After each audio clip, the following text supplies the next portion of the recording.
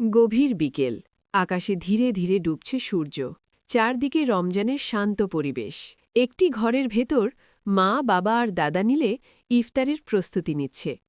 টেবিলে সাজানো খেজুর, পানি, ফল আর নানা খাবার। ঘরের ছোট ছোট বাচ্চারা খুব খুশি হয়ে আম্মুকে সাহায্য করছে। কেউ খেজুর সাজাচ্ছে, কেউ গ্লাসে পানি রাখছে। হঠাৎ বাবা বলেন, চলো আজ কিছু এতিম বাচ্চাকেও ইফতার করাই। কিছুক্ষণ পর দরজায় আসে ২-৩ জন এতিম শিশু। তাদের মুখে লাজুক হাসি। বাড়ির বড়রা গিয়ে তাদের ভিতরে নিয়ে আসে। সবাই মিলে টেবিলের চারপাশে বসে। দাদা স্নেহভরে বলেন, রমজানে কাউকে খাওয়ালে আল্লাহ অনেক সওয়াব দেন।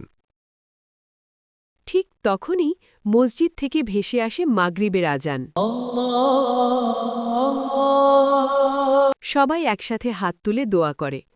ربنا آتنا في الدنيا حسنة وفي الآخرة حسنة হে আল্লাহ, আমাদের রোজা কবুল করুন। তারপর সবাই খেজুর আর পানি দিয়ে ইফতার শুরু করে। বাচ্চাদের মুখে ফুটে ওঠে আনন্দের হাসি।